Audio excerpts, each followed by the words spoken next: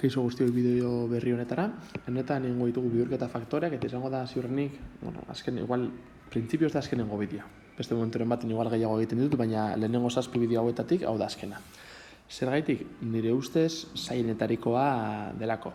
Gauza askorengatik. Lehenik eta behin bi gauza aldatu barretu, bale? Kilogramoak miligramoetan bihurtu eta metro kubikoak litroetara.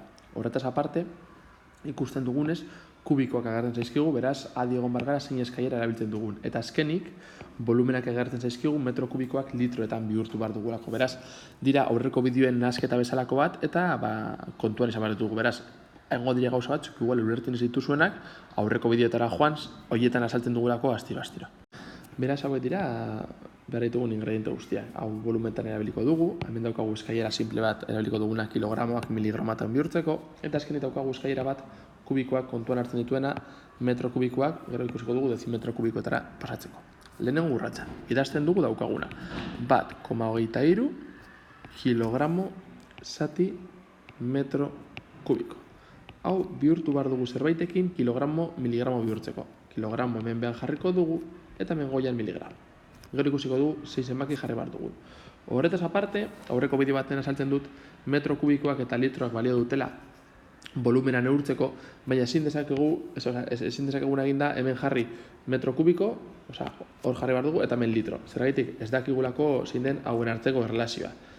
Erdian erabili behar dugu dezimetro kubiko erabili behar dugu, zergatik dezimetro kubiko eta litroren arteko erlazioa ezagutzen dugulako. Bider, eta hemen dezimetro kubikoa desagertzeko eta azkenik litro agertzeko, horrela jarriko dugu. Ez baduzu argi ikusten zergaitik egin dugun erabaki hau, aurreko bideoetara joan hobeto ulertzeko. Hasten gara, erabiliko ditut koloreak, hasten gara zatikenekin. Zatik honetan daukagu miligramo eta kilogramoak. Miligramoak hemen daude, kilogramoak hemen, justo puntakoitzan. 1, 2, 3, 4, 5, 6. 6 salto eman ditudanez, jartzen dugu handien 1 eta txikian 10/6.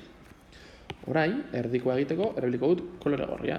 Metro kubikoak eta dezimetro kubikoak zelan erlazionatzen diren. Metro kubikoak hemen egongo ziren, zergatik ez daukatelako inolako aurrizkirik, eta dezimetro kubikoak egongo ziren hemen.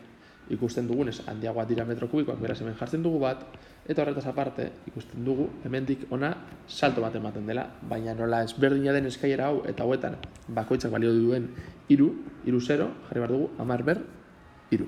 Eta azkenik, izango genuke, jarriko dut kolore urdinarekin, zatiki hau. Zatiki hau erabiltzeko, hau erabiltzen behar dugu kontuan, dezimetro kubiko bat, litro bat dela. Dezimetro kubikoa eta litro agertzen den zatiki guztietan beti jarriko dugu 1 eta 1. Orain hasi behar gara, unitateak tatxatzen, guazilako liba. Metro kubikoarekin joango da. Kilogramoarekin doa. Miligramo ondo geratzen da, eta dezimetro kubikoarekin joango da. Eta azkenik zer da geratzen zaiguna. 1,23. 10/6. Hemetik datorrena. Hemen goian ez daukagu zer gehiago, eta behan daukagu 10/3. Hemetik datorrena. Bat horiek ez ditugu jartzen ez dutelako zer aldatzen. Eta geratzen zaizkigun unitateak izango dira miligramo zati litro. Hain zuzen ere, lortu nahi genituenak. Zelan geratzen den hau? 1,23. Eta orain, hau ebasteko, geratzen bali mozua, egin da 10/6 zatiketa bat delako, hau da 10/3 miligramo zati litro. Eta hau izango zen, emaitza, ikusten duzuenez, hori bertan, patio daukaten nire ikasleek.